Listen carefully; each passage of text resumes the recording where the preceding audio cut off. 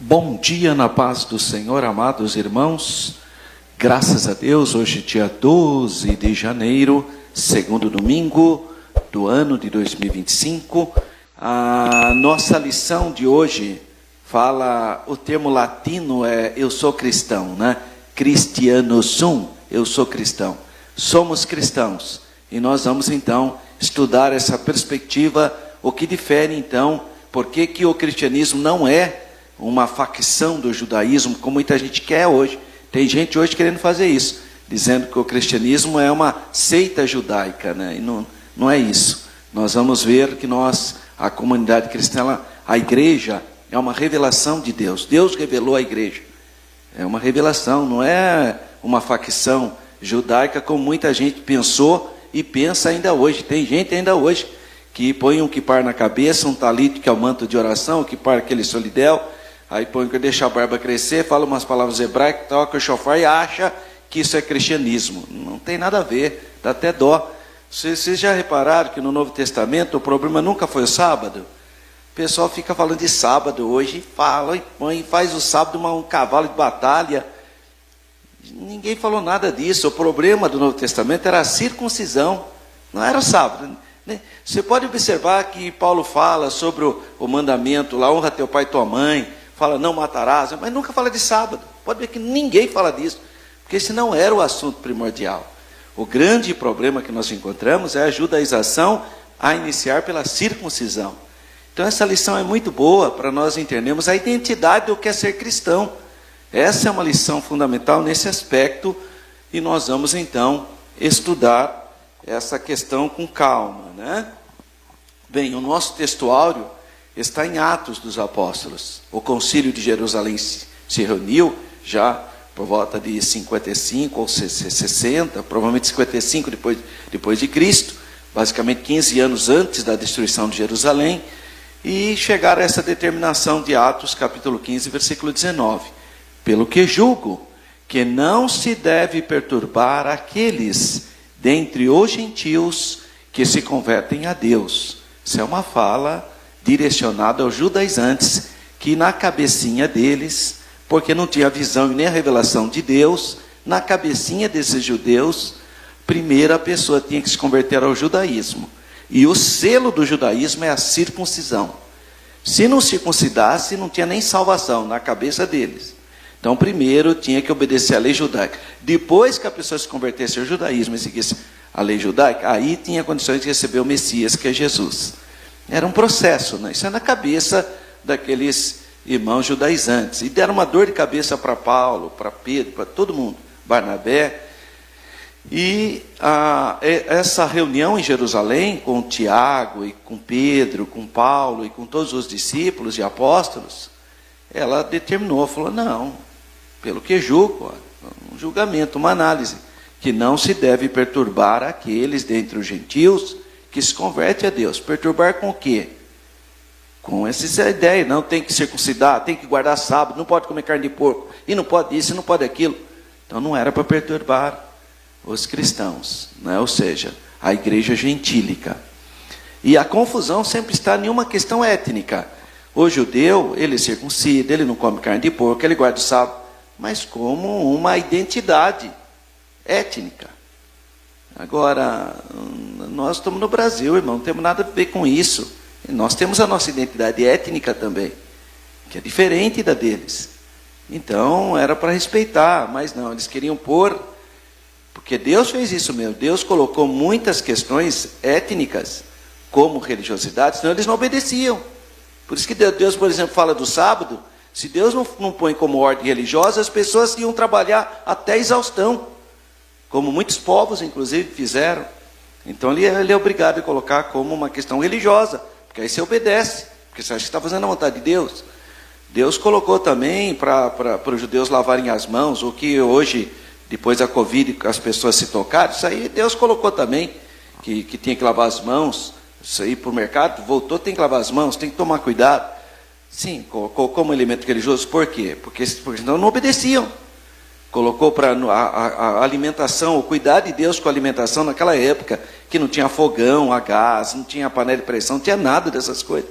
Então não podia comer qualquer comida, Não podia comer peixe, por exemplo, que não tivesse escama. Só podia comer o peixe com escama. Peixe de couro, não podia, porque os parasitas ficam no couro. Mas hoje, com panelas de pressão, tanta coisa que mata todo tipo de parasita, mas foi colocado como religioso, senão o povo não obedecia. Então, muita coisa que está ali na lei, não é que você está fazendo a vontade de Deus, você está cuidando da sua saúde mesmo. Foi para você mesmo que Deus estabeleceu, não foi por causa dele. Até parece que Deus descansa. Nós temos que descansar o sétimo dia, porque no sétimo dia Deus ficou muito cansado, viu, irmão? De ter falado, já isso, já aquilo. Ele ficou tão cansado que ele resolveu descansar no sétimo dia. E descansou, Senhor Deus. Você acha que Deus não se cansa? O eterno não se cansa. Então por que ele fez isso? Por causa de você, é você que cansa, irmão. Estão entendendo que muita coisa da lei foi para o benefício do próprio homem? E colocou como elemento religioso, senão ninguém obedecia. Foi por isso.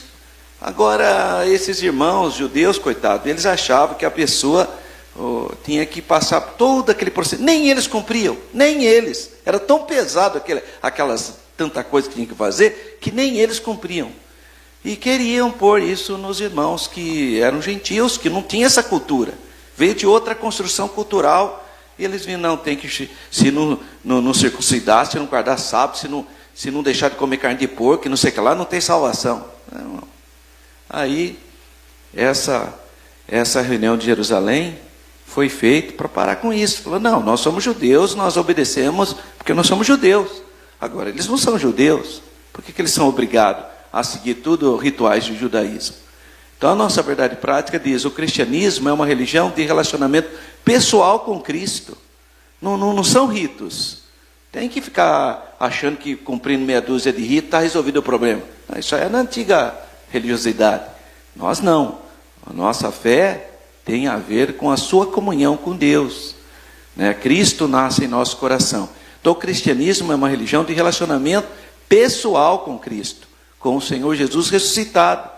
E não um conjunto de regras e ritos. Que nem a pessoa, ter irmão, aqui não tem, graças a Deus. Mas por aí, irmão, depois, como ontem foi a ceia, aí hoje, no domingo à noite, não vou vir que eu já fui ontem. Olha a cabecinha desse irmão. Espero que não tenha ninguém que ache aqui assim, Porque se tiver, Deus está falando com você, sem dúvida alguma.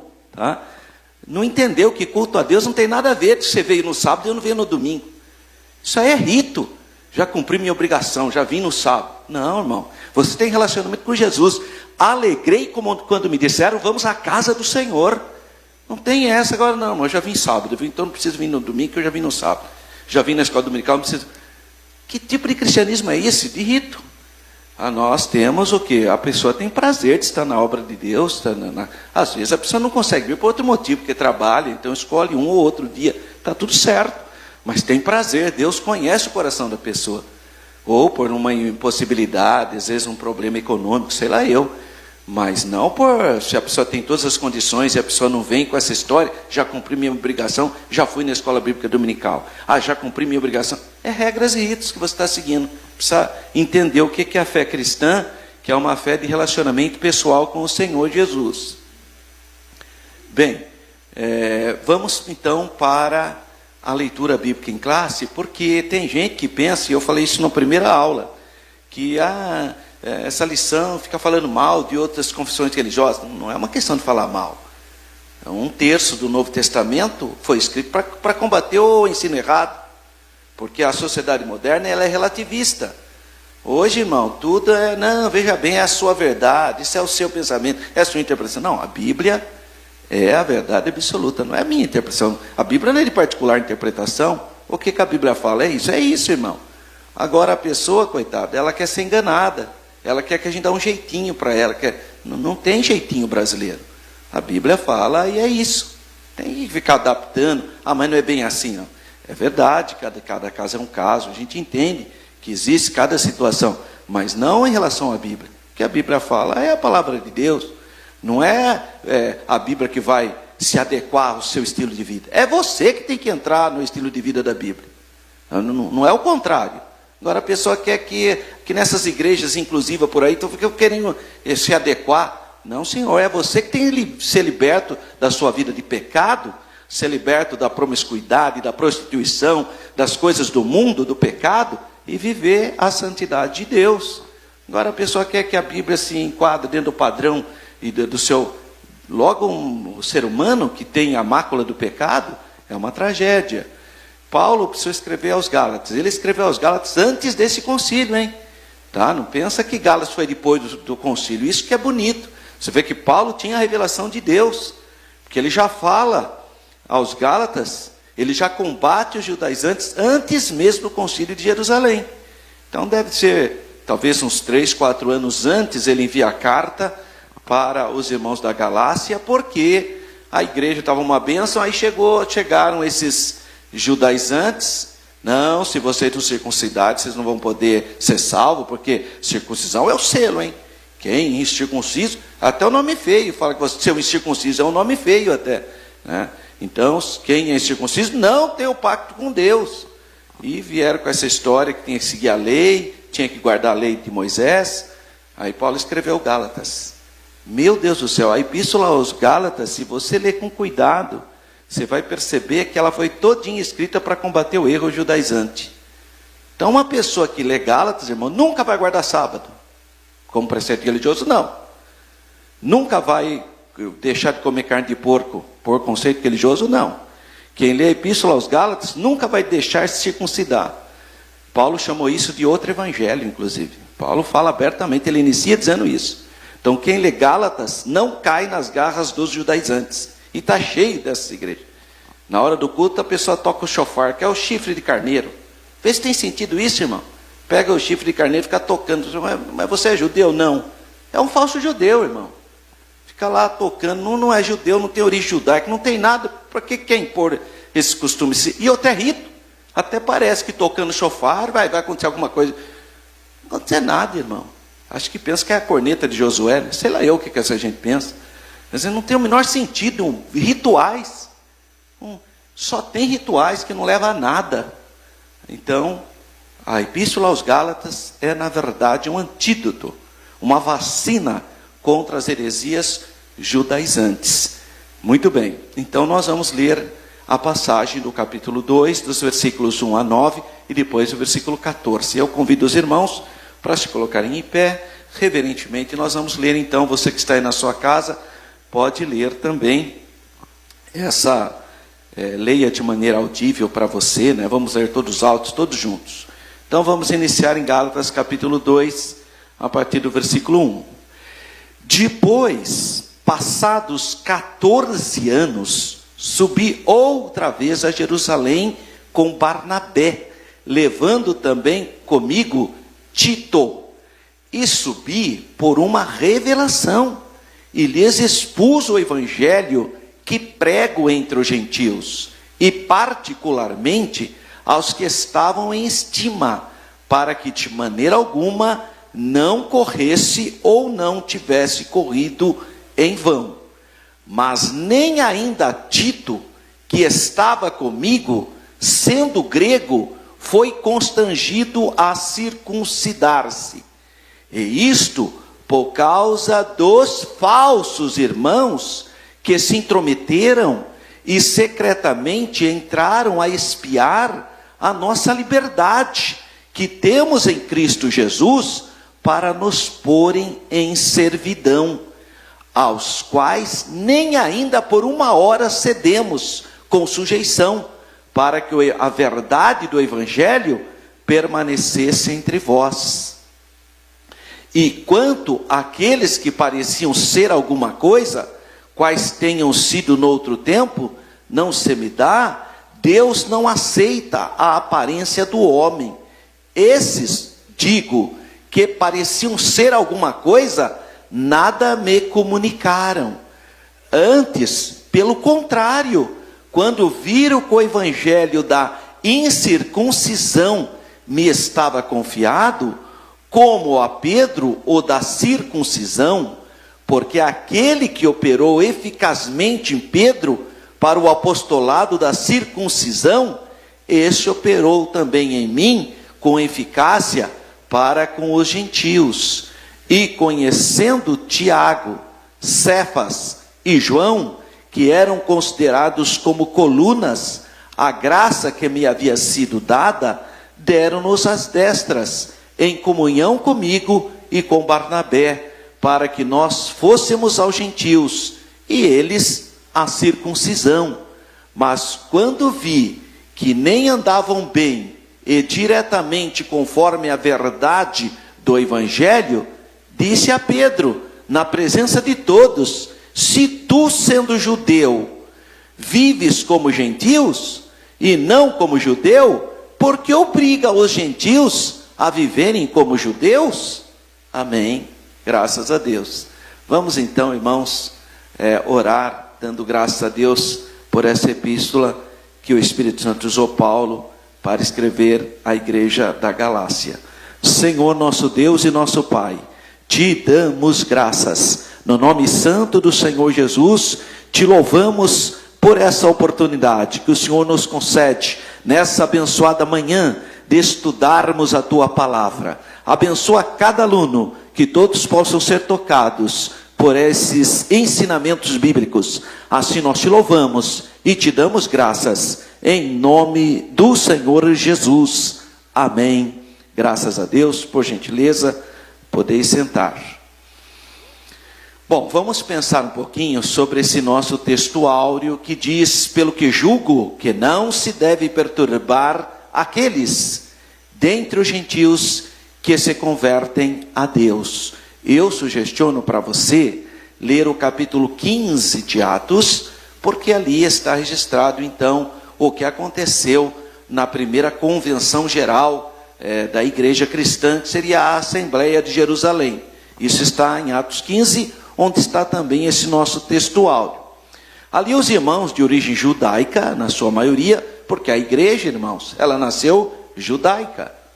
Nasceu judaica. É até impressionante observar que aqueles irmãos em Atos, se você ler Atos 2, 3, 4, 5, a gente fica até admirado de ver eles se reunindo no primeiro dia da semana, porque teoricamente eles iam reunir no sábado, e o primeiro dia da semana é o domingo, o sábado é o 7º dia da semana. E no entanto aqueles irmãos, embora todos de origem judaica, estavam se reunindo no primeiro dia da semana. Por quê? Porque era o dia da ressurreição, o dia que Jesus ressuscitou. E já no cristianismo não existe um dia santo, um dia sagrado. Isso é invencionice, irmão, histórica.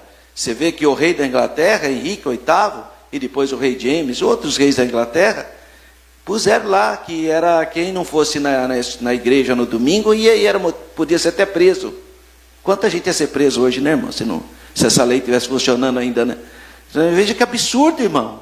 Quando se viu fazer uma coisa dessa? Mas na Inglaterra, se você não viesse no domingo, você ia ser preso. Quer dizer, foi um momento que eles estavam ainda, né, naquela simplicidade, não conheciam o homem. Não, por quê? Não, porque o domingo a igreja católica, para vocês terem uma base, ela substituiu no decálogo o sábado pelo domingo. Não pode, irmão. Não pode. Para que isso? Não tem. A ideia é apenas que você tenha um dia para você repousar, que isso é saudável. Você precisa descansar.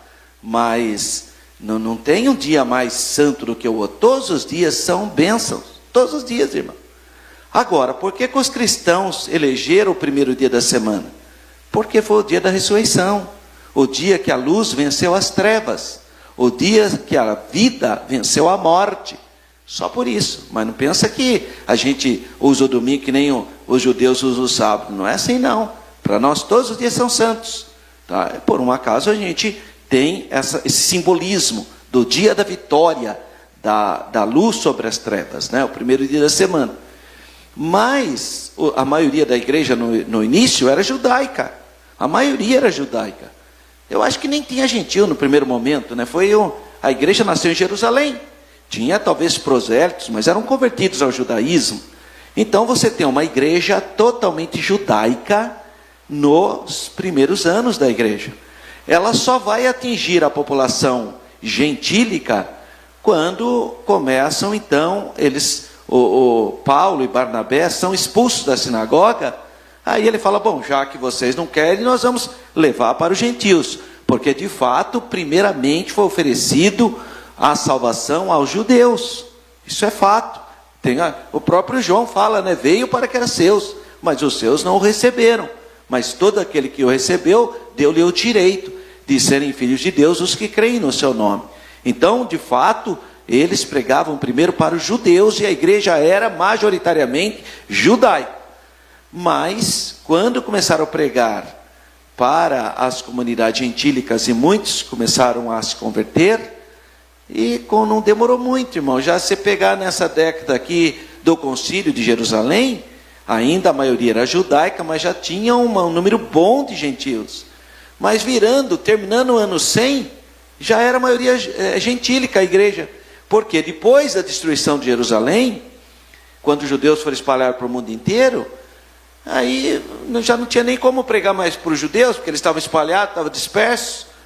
Então a igreja começou a ficar gentílica. A partir do ano 100, você já vê um grande número de gentios, já estava invertendo. No segundo século já era majoritariamente gentílica a igreja. Judeus era uma minoria. Mas no primeiro século, ou seja, nesse período de Paulo, de Pedro, a maioria era judaica ainda. Era a maioria dos irmãos. Então, eles determinaram, os judeus, como devia ser a vida para os que seguiam a Cristo. Mas só que não eram judeus. Como que a pessoa que não é judia, ela deveria servir a Jesus? Como deveria? Essa foi a discussão, então, da Assembleia de Jerusalém. A verdade, então, que está ali, nas páginas do Antigo Testamento, e o testemunho da obra, obviamente orientada por Deus, né, porque eles são pessoas piedosas, desenvolvidos, então, pelo apóstolo Pedro, Paulo e Barnabé, serviam de prova suficiente para que Tiago é o pastor de Jerusalém, portanto, ele preside a Assembleia. Você pode ver que é Tiago que fala. Isso aqui a gente percebe, irmão, que essa história de que Pedro foi o primeiro papa é tudo conversa. Isso aí é coisa de história muito questionável. Porque se for ver bem, então o primeiro presidente da igreja foi Tiago. Ele que presidiu a Assembleia, não foi Pedro. Aliás, Pedro ficou numa situação até difícil. Se você ler capítulo 10, por exemplo, os judeus chamaram a atenção de Pedro, porque Pedro tinha ido pregar para Cornélio. E Cornélio é gentil. E aí teve uma confusão lá. Falou: onde você viu? Olha lá, foi Pedro, um judeu, foi pregar para o gentil. Na verdade, Pedro foi o primeiro mesmo que pregou para o gentil. Ele pregou para Cornélio. Mas Deus não deu o evangelho da incircuncisão para Pedro. Pedro pregava, ele era bom para ganhar judeus para Jesus. Pedro, por isso que fala, Pedro foi-lhe dado o evangelho da circuncisão. E para Paulo, o da incircuncisão. Mas não é o mesmo evangelho? É o mesmo. Mas um era um missionário para pregar para o povo judeu, respeitando os costumes e a cultura dos judeus. E o outro era um missionário para pregar para os povos. Só isso, o evangelho é o mesmo, irmão, não tem dois evangelhos. Mas, na Assembleia de Jerusalém, Pedro estava lá, Paulo estava lá, Barnabé estava lá, todos eles estavam lá. Mas quem presidiu foi Pedro? Não. Quem presidiu foi Tiago. Isso mostra que Tiago era o pastor presidente, pelo menos de Jerusalém. Até porque não tinha tanta igreja ainda naquele momento. Mas era de Jerusalém que saíam as orientações para as demais igrejas. Assim, o que diz respeito aos gentios, no judaísmo ainda hoje, se você for judeu, então judeu é o povo do pacto. Por isso circuncisão.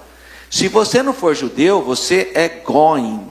Goim é a palavra hebraica para agentes, equivalente à palavra latina gentiles, né? Gentios, gentes, povos. Assim, o que diz respeito aos gentios que criam no Senhor Jesus, o Tiago, que era o presidente da igreja de Jerusalém, ele que preside a convenção, Tiago e os demais irmãos de Jerusalém, orientados pelo Espírito Santo, ele fala isso claramente, decidiram exigir apenas certas medidas mínimas, como podemos ver no versículo 26. Então, fique atento aí, abra sua Bíblia aí, em Atos capítulo 15, versículo de número 26. O que diz o versículo de número 26? Então lá, Atos 15, 26. Então pareceu bem aos apóstolos e aos anciãos, como toda a igreja, eleger varões dentre eles, e enviá-los com Paulo a Barnabé a Antioquia, a saber, judeus, chamado Barsabás, e Silas, varões distintos entre os irmãos. Aí esse é o versículo 22. Olha o resultado dessa assembleia. Versículo 26. 15 e 26. Homens que já expuseram a vida pelo nosso Senhor Jesus Cristo. Enviamos, portanto, Judas e Silas, os quais da boca vos anunciamos. Olha o versículo 28. Pareceu bem ao Espírito Santo e a nós, não vos impor mais encargo algum, senão essas coisas necessárias. Quais são as coisas necessárias que o Concílio de Jerusalém vai expor? Versículo 29. Que vos abstenhais das coisas sacrificadas aos ídolos, e do sangue, e da carne sufocada, e da fornicação, dessas coisas ireis bem vos guardai-vos, bem vos vá. Então foi apenas as orientações do Concílio de Jerusalém. Claro, irmão, tem gente que fala assim, vocês sabiam que é em cima desse versículo que as testemunhas de Jeová pegam para não aceitar a transfusão de sangue. Eles citam esse versículo aqui. Olha, está escrito que a gente não pode usar. Só que, irmão, nem existia transfusão de sangue naquela época. Como que vão escrever uma coisa se nem existia? Como que Paulo vai proibir uma coisa que não existe, irmão? Não existia transfusão. A transfusão de sangue é um elemento depois da Segunda Guerra Mundial, irmão. Então, claro que não está falando de transfusão de sangue esse versículo. Nem existia transfusão de sangue. É a mesma coisa Paulo falar, irmão, é pecado usar televisão. Nem existia televisão, irmão. Como que Paulo vai falar uma coisa dessa? Está vendo como não tem lógica certas coisas? Então, quando ele está se referindo aqui para se abster das coisas sacrificadas aos ídolos, era para não dar escândalo, mas isso aqui virou um problema para os gentios. Porque toda comida era sacrificada aos ídolos. Toda. Se é no açougue, toda a carne era sacrificada aos ídolos. Então como que então não é para comprar mais carne? Porque se eu for lá, é lógico que a comida é sacrificada aos ídolos. Olha o problema aqui. Aí ele falou, não. Então Paulo falou, não, você vai fazer o seguinte, quando chegar no açougue, você não pergunta nada. Você come lá, pega a carne e vai embora. Porque tem irmão que é cri-cri, né? Chegava lá no açougue, esse frango aí foi oferecido para quem? Para não sei que Deus. Então não posso comer. Para que perguntar, irmão? Então Paulo fala, não pergunta, vai lá e compra o frango e vai embora. É melhor, por causa da consciência. Senão você fala, esse frango foi oferecido a uma divindade, agora você vai comer esse frango? Foi consagrado à divindade. Então se você tem essa consciência, é melhor você evitar. É isso que Paulo fala em Coríntios, mas isso aqui virou um problema. Porque toda a carne era sacrificada aos ídolos. Aí ficou assim, os irmãos, vamos nós mesmos então criar os nossos animais, porque aí não vamos ter problema. E foi mesmo, a maioria fez isso. Que mais que estava proibido? Então ele fala, carne, por que não era? Chouriço, irmão. Sabe esse negócio de pegar o sangue? Eles comiam sangue. Pegavam o sangue e usavam o sangue. Tem pratos hoje também de molho tarto, né, que fala, né? Esses pratos. Era para evitar essas coisas. Por quê? Porque o sangue era utilizado como sacrifício. Isso escandalizaria os judeus. Se um judeu visse você... Irmão, os judeus ficaram petrificados. Em João capítulo 6, quando Jesus disse, quem come a minha carne e bebe o meu sangue... Jesus nem tinha morrido na cruz ainda. Claro que era simbólico, né, irmão? Porque ele nem tinha morrido na cruz. Ele falou, quem come do meu corpo e bebe do meu sangue, claro que era um símbolo que ele estava falando. Mas os judeus entenderam literalmente, que nem a igreja católica entende hoje. Entenderam que era literal e se escandalizaram. Jesus falou, as palavras que eu falo são espírito. Eu estou falando de coisas espirituais, vocês estão entendendo que é material, literal? Não estou falando literalidade. Mas os judeus entenderam que fosse literal, por isso que eles ficaram escandalizados. Falou, porque eles não... O sangue não podia. O sangue era especificamente para cobrir pecado. É um elemento litúrgico. Então não era para comer o sangue. O que mais que ele vai falar? A carne sufocada. Sabe quando você vai matar a galinha? É para cortar o pescocinho dela e deixar o sangue correr. Não era para sufocar. Sabe aquele destroncar, né? No sítio que faz isso, né? Destronca a cabeça da galinha. Esse irmão nem sabe mais o que é isso, porque graças a Deus a gente não precisa mais passar por esse vexame, né? Porque tinha vezes você não conseguia matar a galinha, irmão. Era uma tribulação. A galinha não morria. Aí você tentava, tinha um jeito certo, né? Não é todo mundo que tem esse dom, né, de matar galinha. Era uma luta. Aí a pessoa ficava com o pico cheio, já cortava logo o pescoço dele. Falava, corta logo a cabeça dessa galinha. Então, o frango não era para deixar a carne sufocada. Então foi isso que ele fala, ó. Que vos abstenhais da coisa sacrificada aos ídolos, do sangue e da carne sufocada. E da fornicação. A palavra fornicação aqui é uma palavra grega. É porneia, é uma palavra muito ampla. Fornicação aqui não é só adultério, não é só prostituição, é toda impureza sexual. Tá? Então foi isso que foi proibido para os... Você vê que não falou nada de carne de porco, não falou nada de sábado, não falou nada de circuncisão, não falou nada dessas coisas, irmão. Porque ele não era para os gentios. Só isso. E ele repete isso, inclusive, mais para frente, ele vai falar... Vocês façam isso que vai ser bom, que vocês evitem essas circunstâncias. Nessas orientações para os não-judeus, né, irmão? Porque o judeu já não fazia nada disso mesmo. Então, para os não-judeus, não incluía então a circuncisão, que era algo que os legalistas tanto desejavam. Irmão, para um judeu, não tem sentido você não ser circuncidado. Se você tem comunhão com Deus, você tem que ser circuncidado. Isso na cabecinha dos judeus. Na última terça-feira, ali na congregação do Jardim Nova Europa, eu ensinei sobre Atos capítulo 4, aliás, Romanos capítulo 4, que é exatamente a resposta de Paulo para quebrar esse pensamento. Paulo fala assim, Abraão foi chamado por Deus quando ele era circuncidado ou quando ele era incircunciso? Quando ele era incircunciso. Abraão não era circuncidado quando Deus da glória apareceu ao nosso pai Abraão na Mesopotâmia, antes de habitar em Harã. Então, quando Abraão estava lá na Mesopotâmia, na cidade de Ur dos Caldeus, uma cidade pagã, Deus apareceu para Abraão, ele não era circuncidado. Depois ele mudou para Harã. Aí a Gênesis capítulo 12, tem a segunda chamada, Deus chama o patriarca Abraão, ele não era circuncidado, irmão. Ele tinha 75 anos de idade. Sabe quando é que Abraão vai ser circuncidado? No capítulo 17 de Gênesis, quando ele tinha 99 anos de idade. Então, irmão, aí a pessoa vem com essa história. Os judeus acham que a circuncisão é tão importante que você pode até quebrar o sábado. Você vê os adventistas ficam falando de sábado. A circuncisão é superior ao sábado, irmão.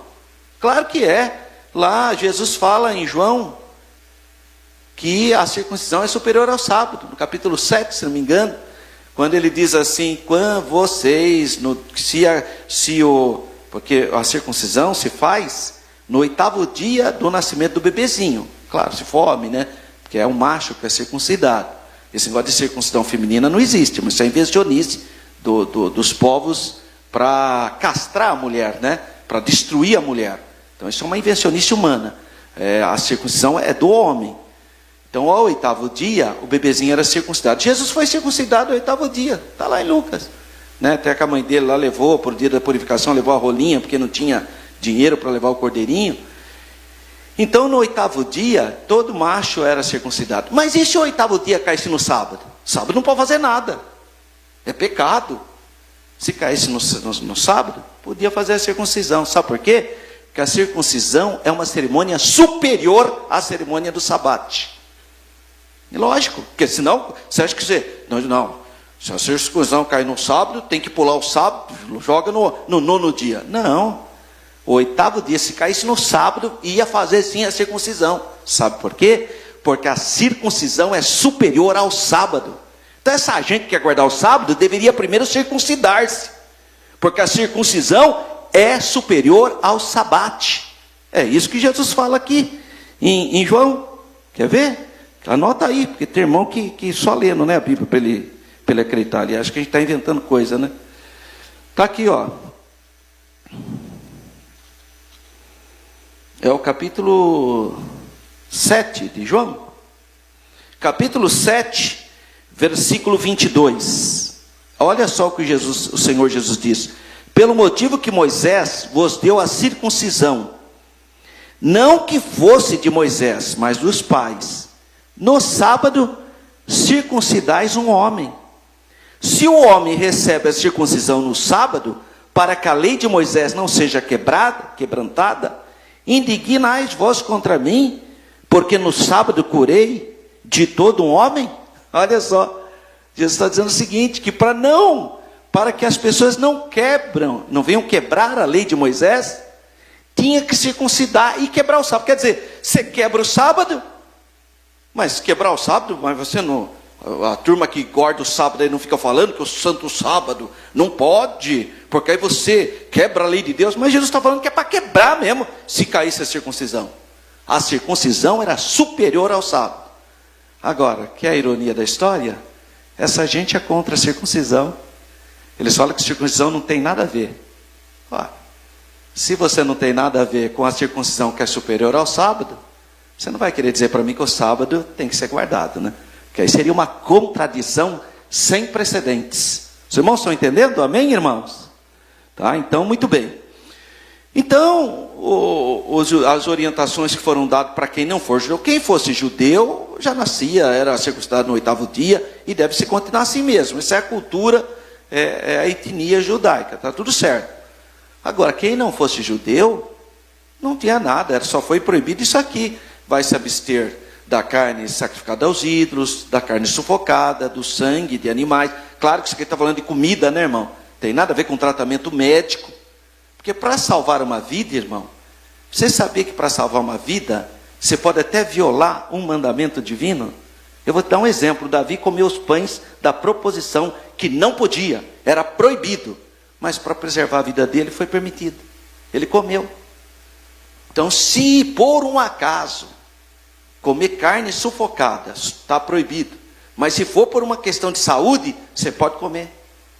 Olha que interessante, irmão. Para salvar, por exemplo, uma pessoa está num ambiente pagão, você sabe que aquela carne foi entregue para os ídolos, mas não tem nada, se você não comer, você vai morrer de fome. Pode comer, irmão. A carne sacrificada para os ídolos, pode. Para preservar a vida, você pode violar qualquer coisa. Só se for para preservar a vida, né? Que tem irmão que inventa coisa e fala, foi para preservar a vida. Mentira. É ele que só porque, né, quer criar uma cuia. Não, Deus sabe, né? Deus conhece os corações. Então, ainda que a transfusão de sangue, que não é pecado, não tem nada a ver, que nem existia na época, a transfusão de sangue apareceu 1945 anos depois do que foi escrito aqui, a escritura proibindo o sangue. Mas mesmo que fosse, para salvar uma vida, poderia ser usado. Porque a vida está superior a qualquer mandamento religioso. A vida está superior. Tá? O dom da vida. Tá bom? E aliás, irmão, quem fez a maior transfusão de sangue, sabe quem foi? Jesus. Ontem mesmo nós tomamos sangue aqui. Pela fé, né? Claro, né? É o símbolo. Todo mundo aqui recebeu uma transfusão de sangue ontem. Amém, irmão? Na Santa Ceia do Senhor Jesus. Então nós recebemos sim, qual é o problema? Jesus falou que podia tomar sim. Agora você vai dizer que não pode? Quer dizer, é completamente fora do que a Bíblia, do preceito bíblico. O bom deles ficarem contra isso é que a tecnologia desenvolveu, né? Eles acabaram desenvolvendo outros métodos que podem evitar a transfusão de sangue, né? Então tem um lado positivo, né? Tudo tem um lado positivo, né? Apesar dos pesares, né? Eles acabaram desenvolvendo a tecnologia, né? Hoje tem hospitais exclusivamente da Testemunha de Jeová para não fazer transfusão de sangue, mas usar outros tipos de elementos que dão certo também. Então, graças a Deus, está tudo bem, né, irmão? Então, muito bem. Pois o judaísmo, o símbolo primordial do judaísmo é a circuncisão. É o selo do judaísmo. Tem que ser circuncidado. Tá? Para ser judeu, tem que ser circuncidado. Naturalmente, essa norma não se aplicava, então, aos judeus que se tornassem cristãos. Claro que não, né, irmão? Não é porque agora eu sou judeu. Aí eu aceito Jesus, bom, agora aceitei Jesus, não preciso mais, agora vou comer carne de porco. Não, irmão. Você é judeu, fica naquilo que você foi chamado. Você não é judeu? Sou então, irmão. Quer dizer, ninguém tem que obrigar o outro a fazer coisas que vão contra a sua cultura. Está tudo bem. Então tem gente, irmão, que inventa cada coisa. Você vai lá em Portugal, os irmãos lá tomam vinho. Você vai falar, está todo mundo proibido. Proibido aqui no Brasil, irmão. Por quê? Porque quando os missionários chegaram aqui, você só encontrava bêbado, embriagado com cachaça e com tabaco. Então proibiu terminantemente tudo. Agora, você chega em um país onde não é proibido, você vai querer proibir? Sabe, essa infantilidade? Não, isso se chama transculturação. O missionário tem que estar preparado para entender aquilo naquela sociedade, Qual é o efeito naquela sociedade? Todo excesso é perigoso. Mas na nossa sociedade, os missionários sabiamente proibiram, porque aqui, irmão, quando Gunnar Wingre e Daniel Berg chegaram no Pará, só encontrava gente aí caída por causa de cachaça, pinga e tabaco. Então a igreja se levantou contra esses pecados e graças a Deus que a nossa sociedade ficou uma sociedade saudável, pelo menos quem é crente, né? E crente firme, né? E crente da Assembleia de Deus, porque eu não sei as outras igrejas, né? Então eu já vou restringindo para não ter problema, né? Pelo menos aqui nós temos essa posição. Eu já falei para os irmãos, se dependesse da Assembleia de Deus, estava falido a indústria de bebida alcoólica e de cigarro. Falia, irmão, se dependesse da Assembleia de Deus. Por isso que eles têm, essas empresas, elas devem ter uma bronca de nós, né, irmão? Porque crente não bebe e não fuma. Só se estiver fraco, né? Mas se estiver firme com Jesus, por quê? Porque a gente não precisa de nenhum tipo de elemento para me deixar feliz, porque eu já tenho o Espírito Santo. Se você tem o Espírito Santo, você não precisa de escapismo. Graças a Deus. Então, naturalmente, essa norma não se aplicava ao judeu que se tornasse cristão, porque ele já estava circuncidado desde a infância, né? Ao 8º dia. Bom, embora talvez sentisse até tentados a negligenciar as formas religiosas mais extremas, às quais já estavam bem acostumados, né? Eu encontrei um judeu lá em Israel, judeu. Ele falou assim para mim, ó, eu vou te contar uma fraqueza que eu tenho, que era judeu nascido aqui no Recife. Ele nasceu em Pernambuco e morou todo o tempo no Brasil, aí fez aliá, né, a imigração, então hoje ele é israelita. Aí, assim, estava conversando tudo, eu falei assim, olha, ele falou, eu vou te contar uma fraquezinha que eu tenho. Eu falei, qual é? Ele falou, eu gosto de ir no Brasil para comer uma boa feijoada. Eu achei tão estranho, né, porque judeu, né? Eu falei, mas é a feijoada com carne de porco? Ele falou, eu gosto. Vai, que judeu fraco na fé, irmão. Quer dizer, ele não estava seguindo o costume deles, né? Mas é brasileiro, né? Nasceu no Brasil, já viu. Né? Até o judaísmo no Brasil é meio fraco, né? Então não sabemos o que mais Tiago teria proposto ou requerido dos judeus convertidos a Cristo, ou vice-versa. A gente não tem muita informação, mas é seguro pensarmos que aquilo que ele aconselhou, visando a liberdade espiritual dos gentios, dos que não são judeus, não queria que fosse aplicado ao povo judeu, tá? Porque o povo judeu já tinha a sua cultura, a sua prática. Muito provavelmente ele sentia com sinceridade que as formas externas mosaicas eram úteis e benéficas, como guias de adoração. Então, quem é judeu, não tem problema, pode guardar o seu sábado lá, fazer a circuncisão, seguir o kasherut, né, que é comida, não comer qualquer comida, está tudo certo, você é judeu. Só que diante de Deus, irmão, não tem validade nenhuma. A validade é o sacrifício de Jesus no Calvário. Se não aceitar Jesus, de nada vale essas coisas. Tá? Então, o que vale é o sacrifício de Jesus. Mas tem algum problema? Irmão, tem irmão que não queria comer carne, só queria comer legumes. Paulo chamou eles de fraco, né? O fraco só come legumes. Mas tudo bem, é pecado só comer legumes? Claro que não, irmão. Você quer comer só legume? Não acho que isso é saudável, mas tudo bem. Fica à vontade, né? Porque o nosso corpo necessita de outras coisas. Mas enfim, fica comendo. Você quer ser vegetariano? Vai em frente. Não tem problema, ninguém vai te condenar por isso. Agora, não vai querer impor na igreja, né? Não vem com essa história, irmão, Deus me revelou que não pode mais fazer churrasco, essas bobagens. Para com isso. Fica naquilo que Deus te chamou. Você é vegetariano? Fique sendo vegetariano. Eu ia falar, o irmão é carnívoro? Fica naquilo que Deus te chamou. Tá bom? O irmão é carnívoro, olha que fraqueza. Então, como identidade, o povo judeu devia seguir aquelas práticas como identidade, etnia, né? E estava tudo certo, ele ficaria confortável e nós também. A segunda, então, ele fala assim, pelo que julgo, isso é o que diz o nosso textual. Essas palavras equivalem a um decreto, uma declaração, como se Tiago, na posição de presidente, então, da igreja em Jerusalém e do concílio, estivesse tomando uma decisão pessoal, com base em sua própria autoridade eclesiástica, mas que ele é orientado pelo Espírito Santo. É o pastor hoje. Ele toma as atitudes debaixo de oração, de orientação do Espírito Santo, né? É óbvio que naquele momento, Tiago era a personalidade predominante de Jerusalém. Isso não tem a menor dúvida. Só que aí ele usa uma expressão muito interessante. Ele fala, não se deve perturbar. Olha que coisa. Ou seja, deixar os irmãos em conflitos. A tradução exata do original grego é, devemos cessar de perturbar. Porque eles, na verdade, eles estavam perturbando, sim. Sabe o que eles faziam?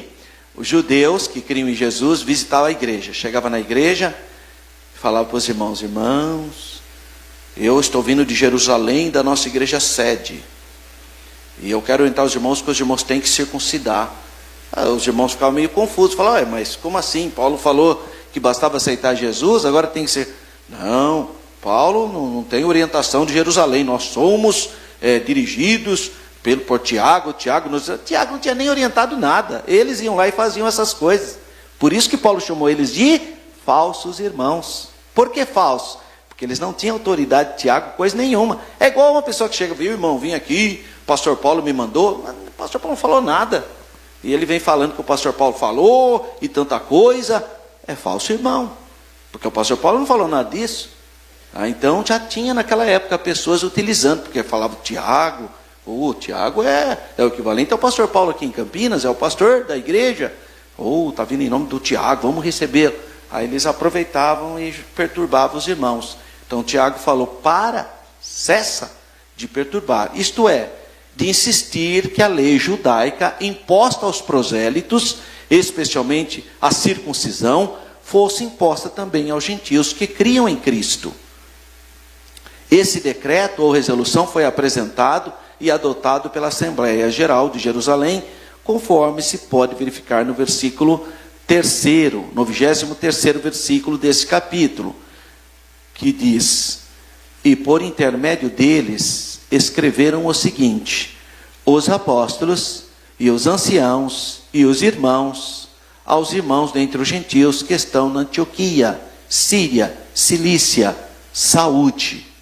Se Tiago não tivesse chegado a essa decisão, o rápido avanço da igreja cristã no mundo gentílico teria chegado a estancar, porquanto os gentios não teriam tido a paciência para suportar pesada carga da religião judaica, caracterizado pelo cerimonialismo.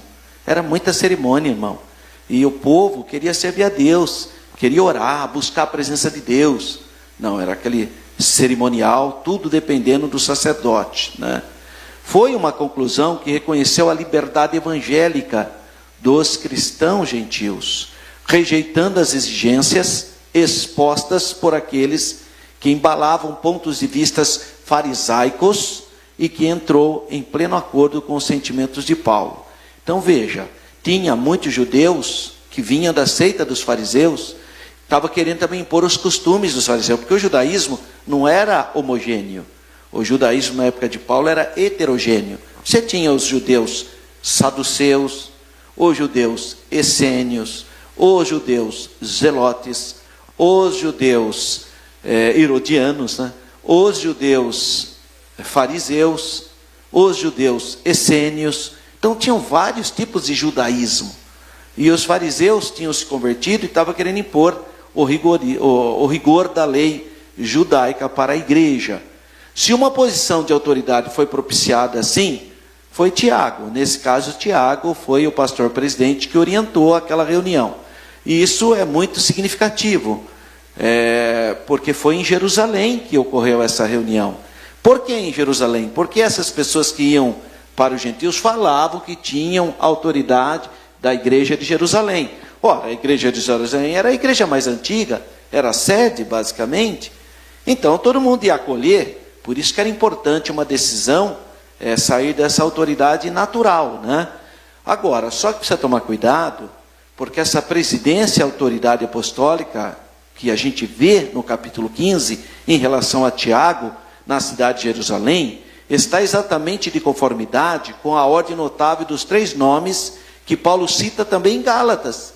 E nós lemos aqui, olha só, Gálatas 2:9. E conhecendo Tiago, que era o pastor presidente lá de Jerusalém, Cefas ou Kefas, que é Pedro, e João, que eram considerados colunas. Olha só. Então, quem eram as colunas da igreja primitiva? Tiago, que era o pastor de Jerusalém, Pedro e João. João é o que mais viveu, é o que escreveu o Evangelho e o Apocalipse. Então essas foram consideradas colunas da igreja. E ele fala, e conhecendo Tiago, Cefas e João, que eram considerados como as colunas, a graça que me havia...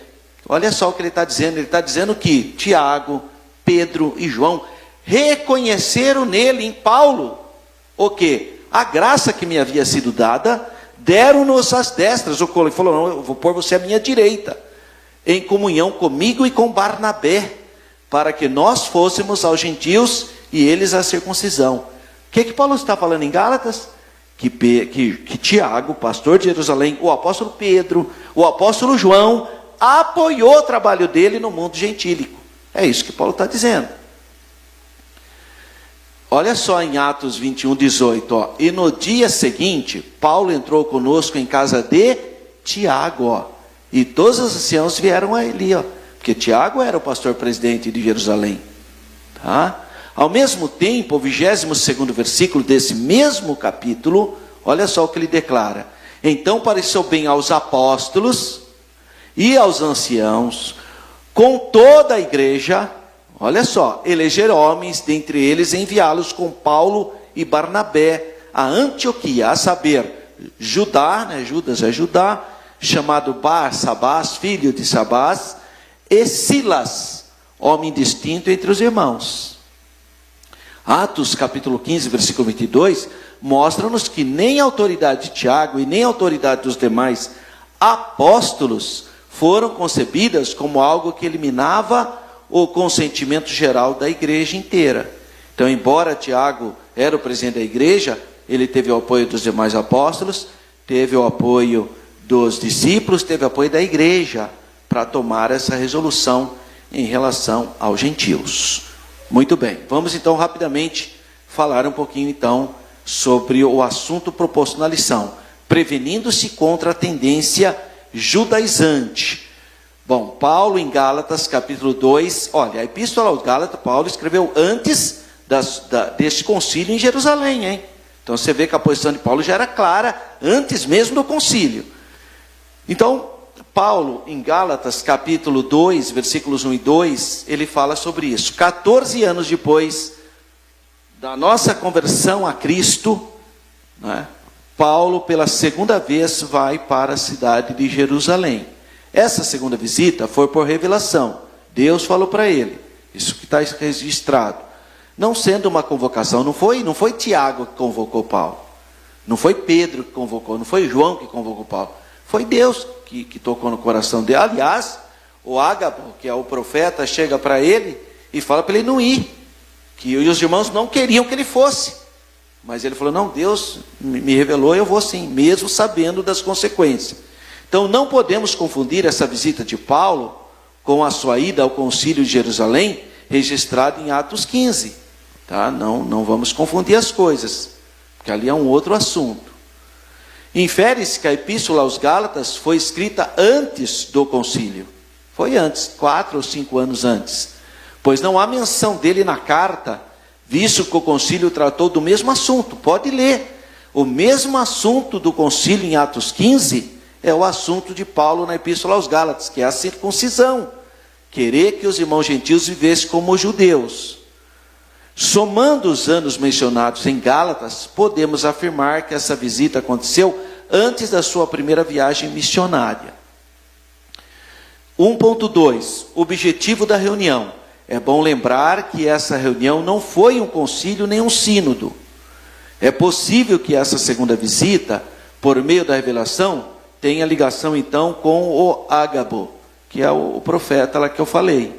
Pois a missão de Paulo, pelo que parece, foi levar donativos. Então, Paulo esteve a primeira vez em Jerusalém, conversou com Tiago, com João, com Pedro, e ele relata isso na epístola aos Gálatas. Só que ele não fala nada do concílio. Aí nesse inteirinho ocorreu o concílio de Jerusalém, que está em Atos 15. E depois nós vemos Paulo indo pela segunda vez para Jerusalém, mas aí já é após esse concílio, porque aí Paulo é preso. Está entendendo? Então a primeira ida em Jerusalém ele não foi preso. Ele conheceu lá, falou com Tiago, foi na casa de Tiago, visitou Pedro, conversaram tudo e foi embora. Aí os judeus se reuniram e tiveram a determinação lá. Depois disso, Paulo visitou de novo Jerusalém. Aí ele foi preso, é a segunda viagem. Quando ele é preso em Jerusalém, e ele é enviado então para Cesareia, né? Aproveitando a ocasião, após expor o evangelho, que vinha pregando aos gentios há 14 anos. Então, a primeira vez que Paulo falou com ele. Eu acredito, sinceramente, que essa primeira visita de Paulo a Jerusalém foi fundamental, porque aí ele contou as maravilhas que Deus estava fazendo no mundo gentílico, e o Espírito Santo convenceu Tiago, que era o pastor de Jerusalém. Ele falou, olha, porque o que Tiago fala é a mesma coisa que Paulo fala na carta aos Gálatas, só que a carta de Paulo aos Gálatas é antes dessa reunião de Tiago. Por isso que a gente faz essa inferência. Então ele tinha a convicção de que recebeu esse evangelho da parte de Deus, e estava consciente de que a sua subida a Jerusalém era uma obediência à ordem divina. Agora, sobre a questão que ele fala de Tito e a circuncisão. Por que Paulo não circuncidou Tito, mas circuncidou Timóteo? Paulo circuncida Timóteo, mas não circuncidou Tito, porque Tito não era judeu. Tito era gentil, Timóteo era judeu. Timóteo é filho de mãe judia, portanto Timóteo é judeu. O pai de Timóteo não era judeu, era grego, mas a mãe era judia. E no judaísmo é o ventre que vale. Filho de judia é judeu. O pai não precisa ser judeu, mas a mãe tem que ser. Tá? Então Paulo vai circuncidar Timóteo, porque era judeu, mas ele não cede, inclusive. Os judeus queriam que Paulo circuncidasse Tito de todo jeito. Paulo não cedeu, falou, não vou circuncidar. Ele não é judeu, por que eu vou circuncidar? Tá? Barnabé era judeu. O seu nome aparece 3 vezes nesse capítulo ali. A presença de Barnabé na reunião em Jerusalém não seria nenhum problema, porque ele era judeu. O que tem ele estar lá em Jerusalém? Agora, Tito não era judeu, e Tito estava com Paulo também, porque Paulo foi para Jerusalém na sua primeira viagem com quem? Com Barnabé e com Tito. Só que Tito não é judeu. Aí começaram os problemas. Tito era grego. Foi um risco que Paulo correu, mas não foi uma provocação introduzir um incircunciso no seio da comunidade judaica. Os judaizantes queriam que Tito fosse circuncidado. Encontramos no Novo Testamento a compreensão e a tolerância de Paulo com os irmãos fracos da fé. Muitas vezes Paulo, por exemplo, quando Paulo chegou em Jerusalém pela segunda vez, os irmãos falaram para ele, olha, estão dizendo aí que você não obedece à lei, que você é contra a lei. E você é judeu, Paulo. Aí Paulo falou, não, eu sou judeu. Eu falei, então faz os seus votos, raspa a cabeça, vai lá entregar o seu sacrifício no templo, para os irmãos entenderem que você é judeu. Paulo não teve nenhum problema. Falou, claro, ele era judeu mesmo, raspou a cabeça, e aí deu a confusão, prenderam ele lá no templo. Mas ele não tinha dificuldade. Agora, o que Paulo não vai admitir é que um gentil circuncida. Aí não, porque aí daria a impressão que não é a graça de Cristo, mas o ritual judaico. Tá? Então nós encontramos no Novo Testamento a compreensão e a tolerância de Paulo com os fracos da fé, a ponto de circuncidar quem? Timóteo. Timóteo ele circuncidou, mas só que Timóteo era judeu, irmão. Tá? A mãe dele era judia. No entanto, nessa reunião em Jerusalém, onde expôs o evangelho que ele pregava para os gentios, Paulo não cedeu nem um pouco. Está lá no versículo 5, nem por 1 hora. Não cedeu, ele resistiu. E, inclusive, se você viu, certamente você percebeu isso, ele dá uma durinha em Pedro, né? Não foi bem uma durinha, né? Mas faz uma exortaçãozinha. Como? Olha aí na sua lição, versículo 14, Gálatas, capítulo 2, versículo 14.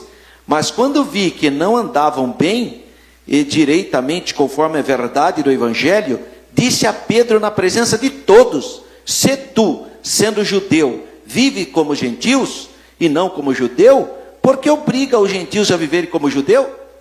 Quer dizer, é meio forte isso aqui, né? Mas só que eles têm um bom relacionamento. Então, por 2 vezes, Tito era grego, e porque estava em jogo a verdade do evangelho e o futuro do próprio cristianismo. 2, a tendência judaizante no início da igreja. Não é uma tendência, é que a maioria era judeu, irmão. Aí aparece uma igreja gentil que os judeus querem judaizar a igreja. Claro, a maioria era judeu. Então a gente até entende o problema, tá? Mas Paulo precisou enfrentá-los. 2.1, o espanto do apóstolo. Tão logo Paulo retornou de sua viagem, ficou sabendo que os irmãos da Galácia estavam vivendo outro evangelho. E isso deixou o apóstolo estarrecido e atônico pela rapidez que eles se desviaram. Por quê? Porque, irmão, nós amamos o povo de Israel, nós oramos por Israel. Então nós temos um carinho pelos judeus. E por causa disso, muitos irmãos começam a se judaizar. Só porque gosta do povo de Israel, eu vou deixar a barba também, que nem o... Não que você não possa deixar a barba, isso é um outro assunto. Estou falando para ficar parecido com os judeus. Aí deixa a barba para ficar parecido com os judeus, põe o solidelzinho na cabeça, põe o que é o kipar, né? Põe o talit, manto de oração, quer estudar hebraico, só para... Mas qual é o objetivo que você está fazendo isso? Então, Paulo ficou estarrecido quando ele falou, mas a igreja da Galácia, os irmãos circuncidaram, estão guardando o sábado, agora não comem mais carne de porco. Falou, mas os irmãos da igreja, mas eles não são judeus. Paulo ficou estarrecido. Falou, os irmãos gentios circuncidaram. Os irmãos gentios estão guardando o sábado. Os irmãos gentios estão com essa história de que não pode comer carne de porco, né? Seguindo a lei de Moisés. Os irmãos gentios. Falou, Ele ficou estarrecido. Ele falou, não é possível. Tá? O verbo grego metatiteste, da ideia de abandonar, desertar, mudar de pensamento. Em outras palavras, virar a casaca. Né? E isso foi usado na antiguidade como alguém que desertava do exército romano, ou que se rebelava contra ele. Então Paulo estava dizendo que quem circuncidou, quem estava guardando o sábado, tinha se revoltado contra a graça de Cristo. Tinha se deserdado da igreja. Era isso que ele estava querendo dizer. Isso significa também mudança de partido político, filosófico ou religioso. Né? Em outras palavras, aqueles irmãos gálatas estavam abandonando a fé verdadeira. Porque ou você crê que o sangue de Jesus te purifica de todo pecado, ou você vai querer obedecer à lei. E pela lei ninguém será justificado. Isso que é duro, né? Que as pessoas às vezes não entendem. 2.2. Quem eram os judaizantes? Bom, o termo judaizante vem de iodaizo, né? Viver como judeu. Viver no estilo judaico. Adotar os costumes e os ritos judaicos. E aparece uma única vez na epístola de Paulo aos Gálatas, capítulo 2, versículo 14. Eles eram os opositores de Paulo, identificados também como falsos irmãos, porque eles chegavam dizendo que eram autoridades. Nós somos judeus, nós aceitamos a Cristo, e nós temos autoridade por Tiago de Jerusalém, e ele ensinou que vocês têm que circuncidar, vocês primeiro têm que ser judeus e tal. Paulo falou, vocês são falsos irmãos, isso que Paulo falou para eles. São reconhecidos no capítulo anterior, Gálatas 1:7, com os que se apresentavam como enviados por Jerusalém, que seria a igreja mãe. Na verdade, esses homens saíram de Jerusalém por sua própria conta. Não tinha nada a ver. A pessoa que sai de Campinas, você vê, né? Eu estou aqui enviado pelo pastor Paulo Freire. Imagina, você saiu daqui porque você quis, você não foi enviado coisa nenhuma. Tá? Então era assim também, esses judeus não tinham autoridade nenhuma. Mas naquela época, né, irmão, não tinha WhatsApp para a gente avisar rapidamente os irmãos, né? Não tinha telefone, não tinha nada, imagina. A pessoa chegava lá e se acreditava, né? Até você descobrir que não era, o estrago já tinha sido feito, né? Tiago negou formalmente as declarações deles, dizendo que não os havia enviado. Está escrito em Atos 15:24. Tiago falou, eu não enviei, os que eu enviei eu estou dando nome e estou apresentando a resolução. Esses judaizantes eram legalistas dentre os judeus, e por isso foram chamados de judaizantes. Eram pessoas, então, que queriam impor o estilo judaico para a igreja. Na cabeça... Não sabe que o argumento? Até hoje tem, eu já vi pessoas... Lá em Israel, teve um que falou para mim, falou, olha, a igreja primitiva era judia. Então, nós temos que viver como judeu. Eu falei, você não leu, a sua Bíblia não tem Atos dos Apóstolos, capítulo 15, não? Falei para ele. Falei, você nunca leu Atos, capítulo 15, não? Aí ele desconversou, aí só que ele esquece, né? Daqui a pouco, vinha de novo. Você vê, né? A igreja tem que ser como judia e tal. Eu falei, escuta, você já leu Gálatas? Cada dia eu citava uma coisa para ele. Você já leu a Epístola aos Gálatas? Não leu, não? Precisa ler. Você precisa ler Gálatas, viu? A pessoa pensa, irmão, dá até dó. Aí você vê a igreja, não é, que a maioria da igreja era judia. no primeiro momento. Mas depois, a maioria foi gentílica. E o pior, que por depois a maioria ser gentílica, os gentios também quiserem impor o costume dele para os judeus. E não pode. Paulo deixa claro.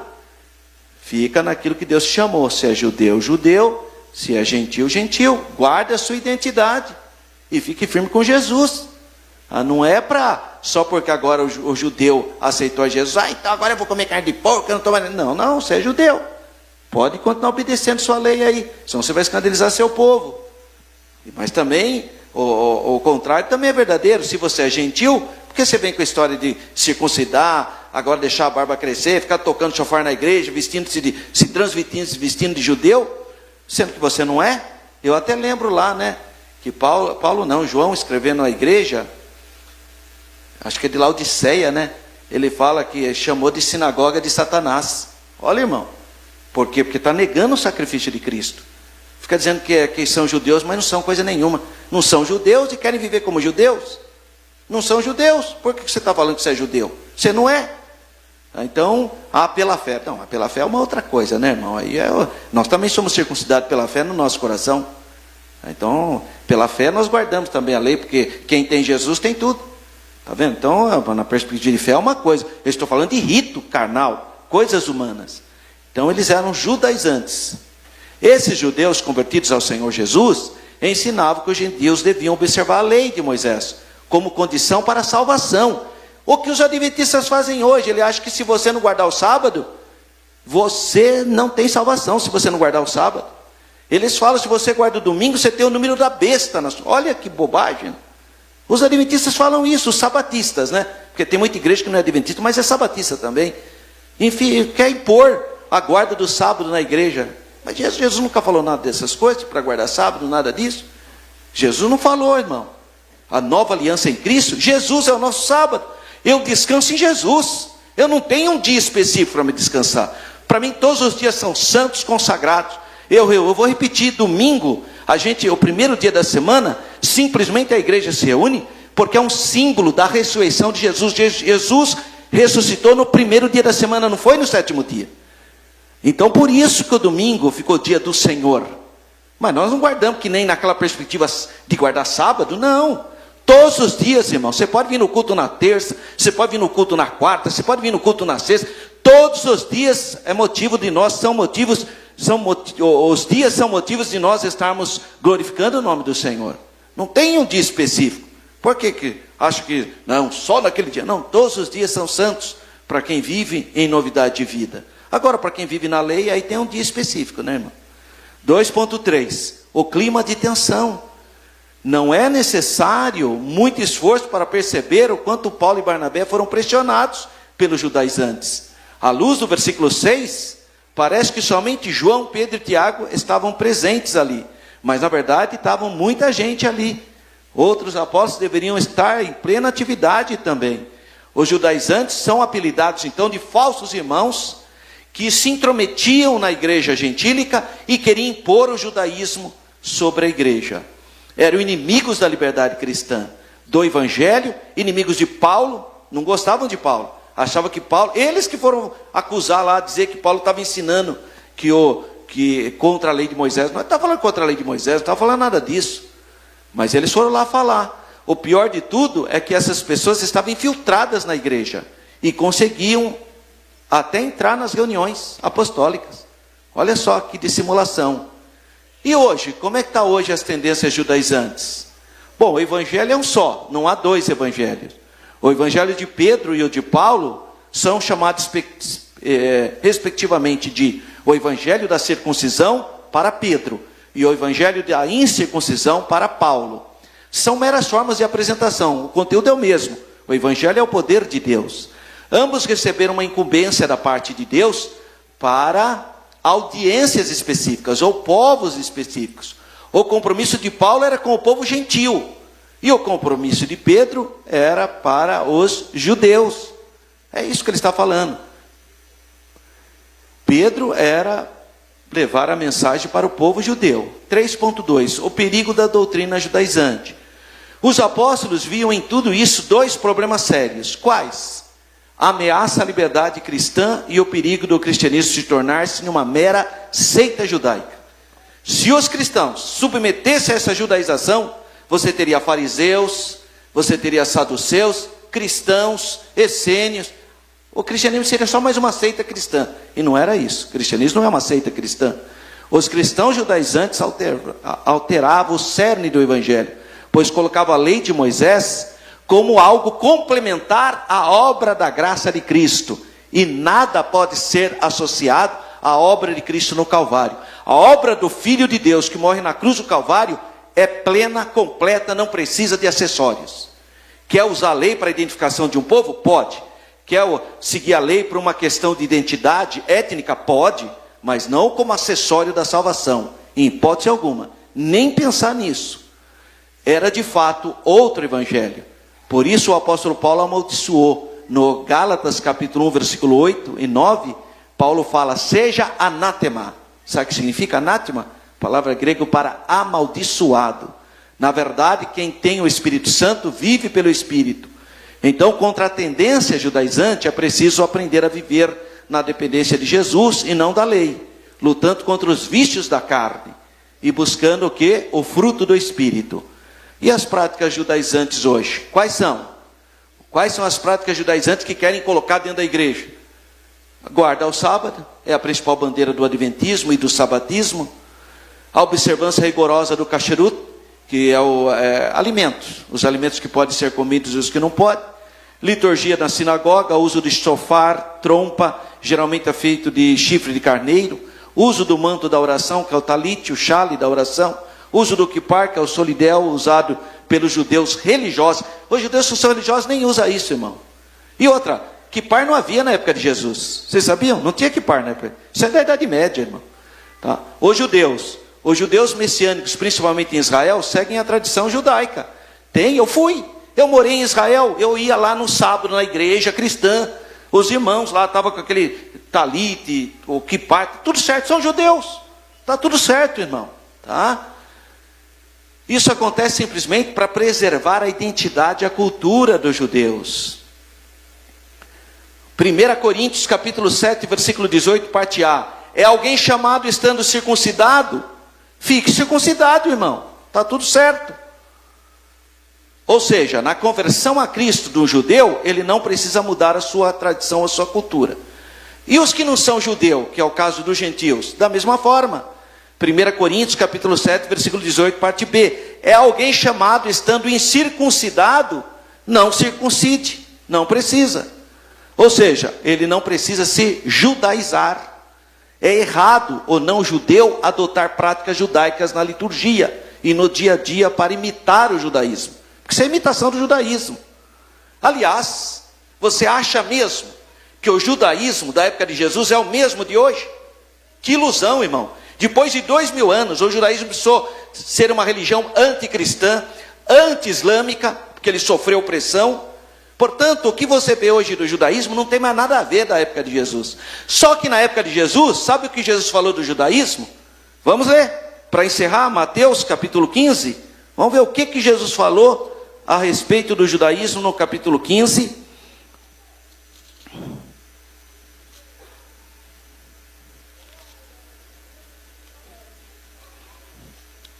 Evangelho de Mateus, capítulo 23, capítulo 23, Evangelho de Mateus, capítulo 23, versículo 23. Ai de vós, escribas e fariseus, hipócritas, pois que não é esse versículo não, é o versículo 15 mesmo. Capítulo 23, versículo 15. Ai de vós, escribas e fariseus, hipócritas, pois que percorreis o mar e a terra para fazer um prosélito, um discípulo, e depois de o tendes feito, ou fazeis filhos do inferno 2 vezes mais do que vós. Isso que é a palavra do Senhor Jesus. Isso prova que o judaísmo na época de Jesus já estava desviado. Por quê? Porque quem se convertia ao judaísmo na época de Jesus, tornava já 2 vezes filho do inferno. Olha que situação. E depois de 2000 anos? É só Jesus. Jesus é o Messias, Jesus é o Salvador. E é pelos méritos de Jesus no Calvário que nós somos salvos. Não é por causa de sábado, não é por causa de lei, não é por causa de circuncisão. Então cada um fique na vocação em que foi chamado. 1 Coríntios capítulo 7, versículo 20. Então o resultado da reunião em Jerusalém foi desfavorável a quem? Aos judaizantes. Só o fato dos apóstolos, sendo judeus, concordarem com essa explicação sobre a especificidade de cada grupo dado por Paulo, já apontava o engano dos legalistas sobre a obra salvífica de Cristo. É, pois, tarefa da igreja, então, da igreja hoje, batalhar pela fé que uma vez foi dada aos santos. Amém, irmãos? Esse resultado serviu tanto aos Gálatas como a todo o cristianismo nesse mais de 20 séculos da igreja cristã. Assim, a diferença entre os judeus messiânicos e os cristãos judaizantes atuais é que os judeus estão preservando a sua cultura hereditária, ancestral do seu povo. Agora, os que são gentios e querem se judaizar, caem no que Jesus disse em Mateus 9,16: remendo novo em pano velho. Quem quiser viajar para Israel, estou levando um grupo em novembro de 2025. Aí estão os telefones, dá tempo de você ainda. E a próxima lição? Uma lição extraordinária. Você não pode perder a próxima lição. Pensa numa lição fundamental. A encarnação do Verbo. Textuário, João 1,14. E o Verbo se fez carne e habitou entre nós. E vimos a sua glória, como a glória do unigênito do Pai, cheio de graça e de verdade. Que Deus continue abençoando os irmãos, que vocês tenham uma semana abençoadíssima. Compartilhe essa aula para as pessoas, porque tem muito judaizante, precisa ouvir uma aula como essa. Deus abençoe e boa semana a todos. Amém.